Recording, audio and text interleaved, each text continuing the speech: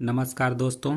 इस वीडियो में हम आपके लिए सामान्य विज्ञान के वैसे महत्वपूर्ण प्रश्नों को लेकर आया हूं जो रेलवे की सभी तरह की परीक्षाओं के लिए काफ़ी महत्वपूर्ण है।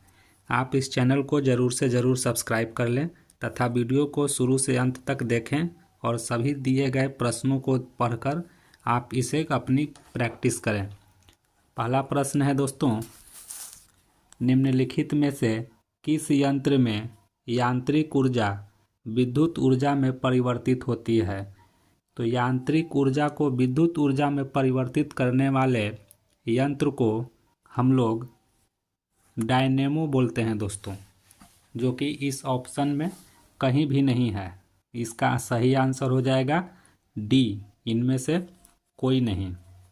इसकी व्याख्या देखें तो इसकी व्याख्या में दिया हुआ है, चूँकि ट्रांसफार्मर में विद्युत ऊर्जा होती है, मोटर विद्युत ऊर्जा को यांत्रिक ऊर्जा में परिवर्तित करती है तथा विद्युत मापी द्वारा विद्युत ऊर्जा का मापन किया जाता है।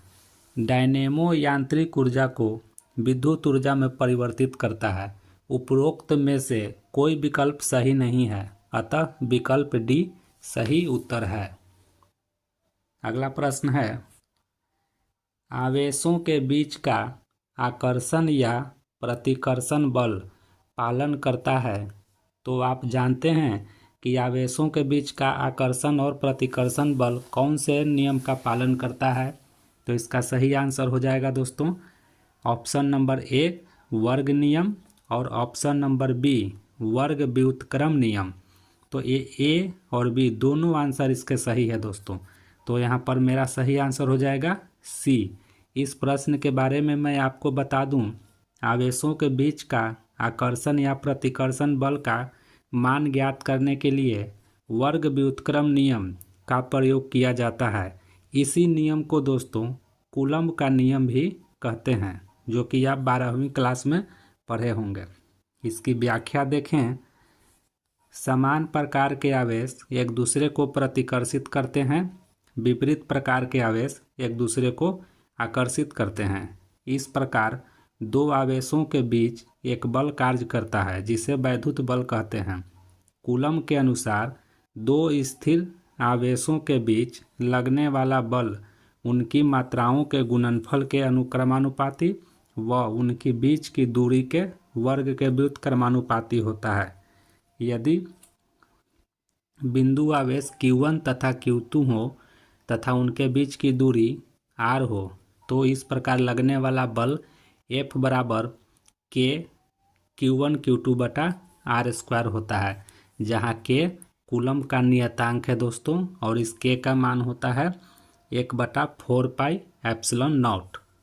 अगला प्रश्न देखें, निम्नलिखित में से कौन सी युक्ति विद्युत ऊर्जा को यांत्रिक ऊर्जा में परिवर्तित करती है? तो विद्युत ऊर्जा को यांत्रिक ऊर्जा में परिवर्तित करने वाले यंत्र को हम लोग विद्युत मोटर कहते हैं दोस्तों। सही ऑप्शन हो जाएगा सी। इसकी व्याख्या भी दी गई है, आप वीडियो को पॉज करके आप इसकी व्याख्या देख सकते हैं। अगला प्रश्न है, डायनेमो परिवर्तित करता है, अर्थात डायनेमो क्या करता है? तो आप लोग जानते हैं कि डायनेमो यांत्रिक ऊर्जा को विद्युत ऊर्जा में परिवर्तित करता है। इसका सही आंसर हो जाएगा ऑप्शन नंबर सी। इसकी व्याख्या भी दी गई है। अगला प्रश्न है, लाउड स्पीकर में ऊर्जा परिवर्तित होती है, अर्थात लाउड स्पीकर कौन सी ऊर्जा को किस ऊर्जा में परिवर्तित करता है? तो लाउड स्पीकर ध्वनि से विद्युत और विद्युत से ध्वनि ऊर्जा में परिवर्तन करता है। इसका सही ऑप्शन सी हो जाएगा दोस्तों। अगला प्रश्न है, एक फोटो विद्युत सेल क्या परिवर्तित करता है? तो आप जानते हैं एक फोटो विद्युत सेल, जिसे हम लोग सोलर प्लेट भी कहते हैं दोस्तों, सोलर प्लेट में फोटो विद्युत सेल ही रहता है। तो इस प्रकार हम जानते हैं कि फोटो विद्युत सेल प्रकाश ऊर्जा को विद्युत ऊर्जा में परिवर्तित करता है। इस प्रकार सही ऑप्शन हो जाएगा सी। इसकी व्याख्या भी दी गई है। यह युक्ति प्रकाश वैद्युत प्रभाव के सिद्धांत पर कार्य करती है। अगला प्रश्न है, टेलीफोन लाइन में प्रवाहित होता है। टेलीफोन का जो लाइन होता है दोस्तों, उसमें विद्युत ऊर्जा प्रवाहित होती है। सही ऑप्शन हो जाएगा बी। जितने भी प्रश्न दे रहे हैं दोस्तों, सभी के सभी प्रश्न असिस्टेंट लोको पायलट और रेलवे की विभिन्न परीक्षाओं में पूछे गए हैं। इस तरह यह जितने भी प्रश्न हैं आपके CBT 2 2025 में होने वाली परीक्षा के लिए भी इम्पोर्टेंट है।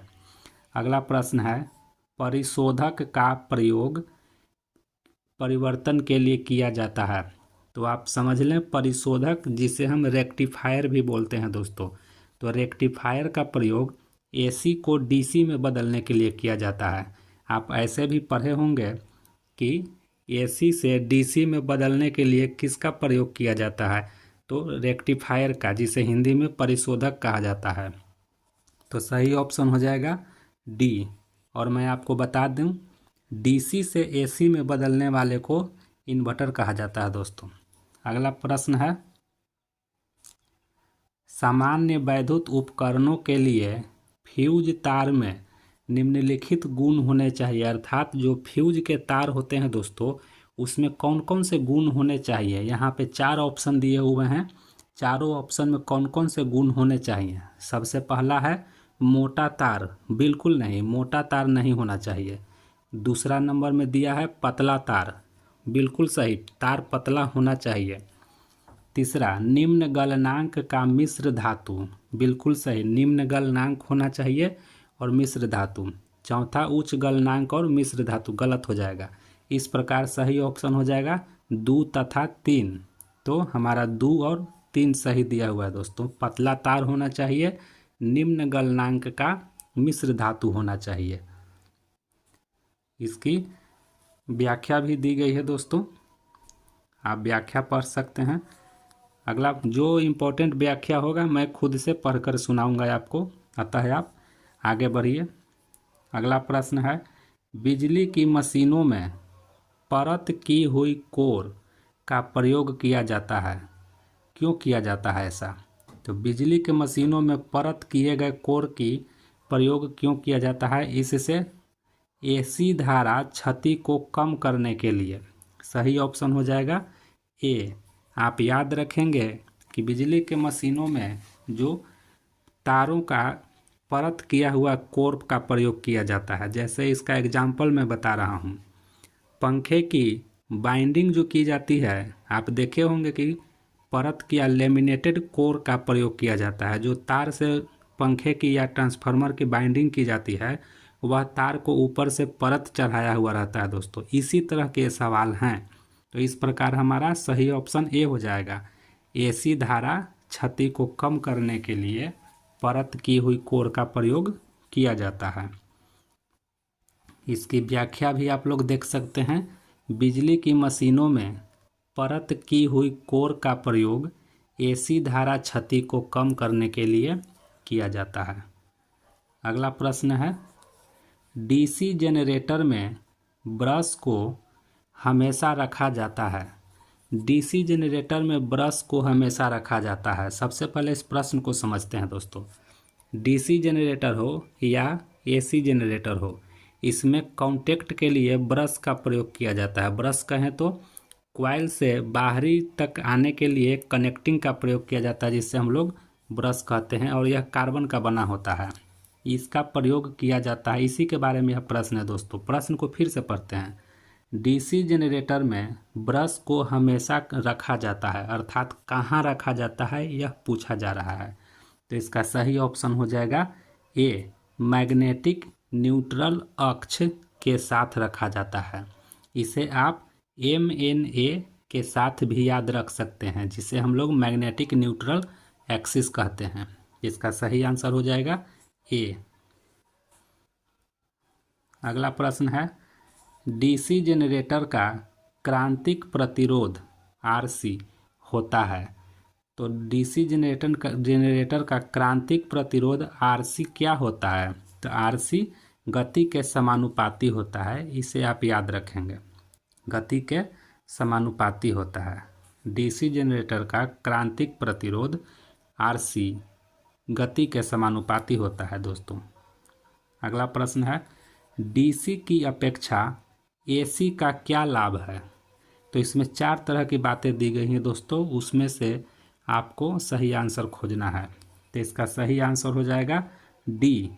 इसमें बताया जा रहा है न्यूनतम शक्ति क्षय के साथ इसका संचरण लंबी दूरी के लिए किया जा सकता है। ये काफ़ी इम्पोर्टेंट प्रश्न है दोस्तों, इसे मैं फिर से समझाता हूँ। डीसी की अपेक्षा एसी का क्या लाभ है? आप अपने गांव घर में चाहे जहां भी रहते होंगे आप देखे होंगे कि जब पावर हाउस से गांव के ट्रांसफार्मर के पास जो लाइन आती है वह लाइन 11,000 वोल्ट का होता है। आप जानते हैं कि वह एक एसी लाइन होता है। इसीलिए यहाँ पे बता रहा है दोस्तों कि एसी लाइन का लाभ यह है कि इसका न्यूनतम शक्ति क्षय के साथ इसका संचरण लंबी दूरी तक किया जा सकता है। आप सोचिए कि पावर हाउस से गांव के ट्रांसफार्मर तक अगर डीसी लाइन को लाना होता तो संभव ही नहीं था, इसीलिए एसी लाइन का प्रयोग किया जाता है। इसका सही आंसर हो जाएगा डी, न्यूनतम शक्ति क्षय के साथ इसका संचरण लंबी दूरी तक के लिए किया जा सकता है। यह एसी करंट का लाभ होता है दोस्तों, जो कि डीसी में नहीं मिलता है। अगला प्रश्न है, निम्नलिखित में से कौन सा अवयव किसी इलेक्ट्रॉनिक परिपथ में डीसी को ब्लॉक करने के लिए उपयोग में लिया जाता है? तो डीसी करंट को ब्लॉक करने के लिए किसका प्रयोग किया जाता है? यहाँ 4 ऑप्शन है दोस्तों। पहला ऑप्शन है प्रतिरोध। तो मैं बता दूं आपको, प्रतिरोध लगाने से डीसी करंट को ब्लॉक नहीं किया जा सकता है। डीसी करंट को ब्लॉक करने का तात्पर्य यह है कि वह कौन सा उपकरण है जिससे होकर डीसी करंट पार नहीं कर सकती, यही आपका प्रश्न है दोस्तों। तो इसमें हम देखते हैं पहला नंबर ऑप्शन में प्रतिरोध। प्रतिरोध से होकर डीसी पार कर जाती है दोस्तों। दूसरा ऑप्शन है धारिता, जिसे हम लोग कैपेसिटर कहते हैं। तो आपको कैपेसिटर ही सही आंसर होगा दोस्तों। कैपेसिटर से होकर के डीसी करंट पार नहीं कर पाती है दोस्तों। हाँ, अगर एसी करंट की बात करें तो एसी करंट कैपेसिटर से होकर के पार कर जाती है दोस्तों, लेकिन डीसी करंट नहीं पार कर सकती। इसलिए डीसी को ब्लॉक करने के लिए धारिता अर्थात कैपेसिटर का ही प्रयोग किया जाता है। तो हमारा सही ऑप्शन हो जाएगा बी। अगला प्रश्न है, किसी एयर कंडीशनिंग प्लांट की क्षमता को व्यक्त किया जाता है। किसी एयर कंडीशनिंग प्लांट की क्षमता को किस तरह से व्यक्त किया जाता है दोस्तों? तो यहाँ हो जाएगा सही ऑप्शन सी, COP में। चूँकि आप लोग देखते होंगे दोस्तों, घर में जो एसी लगती है उसके बारे में टन का प्रयोग किया जाता है कि यह कितने टन का एसी है। तो आपको जनरली 1 टन या 1.5 टन का रहता है, लेकिन यहाँ घर के लिए नहीं दोस्तों, यहाँ किसी एयर कंडीशनिंग प्लांट की बात की जा रही है। तो प्लांट के लिए एसी का क्षमता को व्यक्त करने के लिए टन का नहीं बल्कि COP का प्रयोग किया जाता है। इसकी व्याख्या देखते हैं दोस्तों। एयर कंडीशनिंग प्लांट की क्षमता को COP में व्यक्त किया जाता है, जहां COP का मतलब होता है कोफिशिएंट ऑफ परफॉर्मेंस। तो कोफिशिएंट ऑफ परफॉर्मेंस का प्रयोग किया जाता है। अगला प्रश्न है, यदि विद्युत प्रवाह व वोल्टेज 90 डिग्री से फेज के बाहर है तो पावर कितना होगा? फिर से प्रश्न को सुनिए दोस्तों, असिस्टेंट ड्राइवर का पूछा हुआ प्रश्न है। यदि विद्युत प्रवाह व वोल्टेज 90 डिग्री से फेज के बाहर है, यानी 90 डिग्री के फेज के बाहर है, तो पावर क्या होगा? तो पावर इस स्थिति में शून्य होता है दोस्तों, आप इसे याद कर लें। इसका प्रयोग मैं अभी तो नहीं बता सकता, लेकिन शॉर्टकट में मैं बता रहा हूँ। कॉस थीटा का यहाँ प्रयोग किया जाता है। तो कॉस थीटा में थीटा 90 डिग्री हो जाने पे कॉस 90 का मान शून्य हो जाता है दोस्तों। इसी कॉन्सेप्ट के आधार पर यहाँ पे ये बातें रखी गई है। इसका सही ऑप्शन हो जाएगा डी। अगला प्रश्न है, रोशनी के लिए प्रयुक्त साधारण ट्यूबलाइट में दोस्तों, अब तो LED का ज़माना आ गया है, लेकिन इससे पहले साधारण ट्यूबलाइट का प्रयोग किया जाता था। तो प्रश्न को समझने से पहले मैं आपको बता दूं, ट्यूबलाइट के अंदर 2 फिलामेंट होते थे दोस्तों, दोनों साइड में। और उसके बाद ट्यूब के अंदर फ्लोरोसेंट पदार्थ भरा हुआ रहता था तथा पारा का वाष्प भरा हुआ रहता था। पहले तो उस ट्यूब में 2 चीज़ें हैं दोस्तों, फ्लोरोसेंट पदार्थ और पारा का वाष्प, 2 चीज़ें उसके अंदर भरी हुई रहती थी। इसके अलावा ट्यूबलाइट के दोनों किनारों पर फिलामेंट रहता था। जब ट्यूबलाइट को जलाया जाता था तो ट्यूबलाइट में सबसे पहले दोनों फिलामेंट जलते थे और दोनों फिलामेंट के टेम्परेचर से उसके अंदर के जो पारा के वाष्प होते थे वह कनेक्ट हो जाते थे और इस प्रकार ट्यूबलाइट जलना शुरू हो जाता था।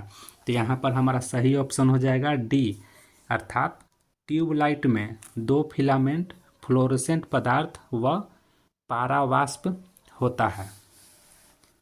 हालांकि यह प्रश्न पूछने की अब संभावना बहुत ही कम है दोस्तों, क्योंकि ट्यूबलाइट का ज़माना ख़त्म हो गया है। फिर भी हम लोग इसे देख लेंगे, चूँकि साइंस है, सामान्य विज्ञान है, कुछ भी पूछा जा सकता है। अगला प्रश्न है, रासायनिक ऊर्जा का विद्युत ऊर्जा में परिवर्तन होता है, किस में होता है? रासायनिक ऊर्जा का विद्युत ऊर्जा में परिवर्तन बैटरी में होता है दोस्तों। बैटरी की जगह अगर यहाँ सेल भी लिखा हुआ रहता तो वो भी सही हो जाता, लेकिन यहाँ पर सही ऑप्शन सी बैटरी है दोस्तों। अगला प्रश्न है, काफ़ी इम्पोर्टेंट है दोस्तों, विद्युत उपकरणों को क्यों भू संपर्कित किया जाता है?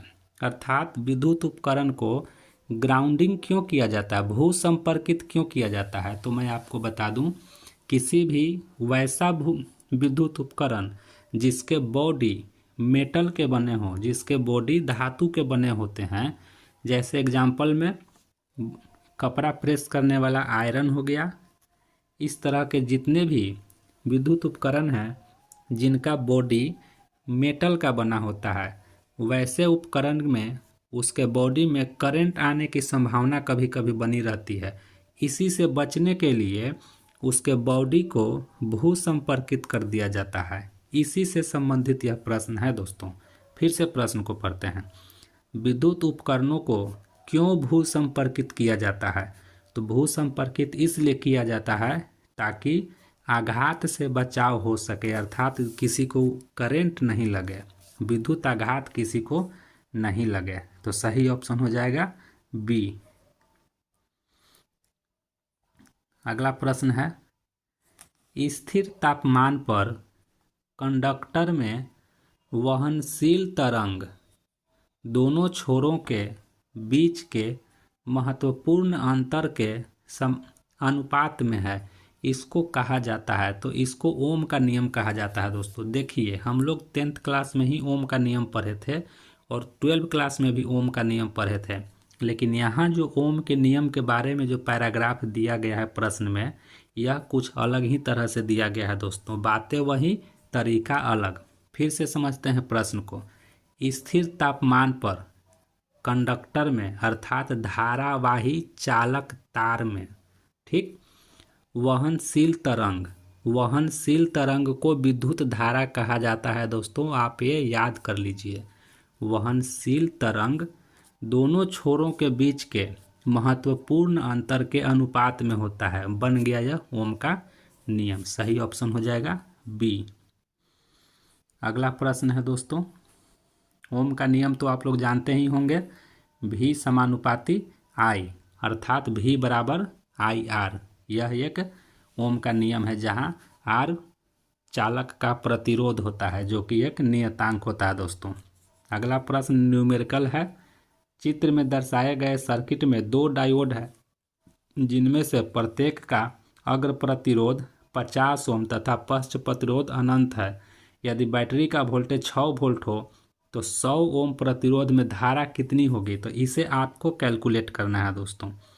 हालांकि इसकी व्याख्या भी दी गई है, मैं इसकी व्याख्या दिखा देता हूं, फिर भी आपको खुद से इसे कैलकुलेट करना है दोस्तों। तो ये था आज का काफ़ी महत्वपूर्ण प्रश्न, जो सामान्य विज्ञान के प्रश्न हैं। आप इसी तरह के प्रश्नों के लिए चैनल को ज़रूर से ज़रूर सब्सक्राइब करें और वीडियो को अगर अच्छा लगे तो शेयर करें। धन्यवाद।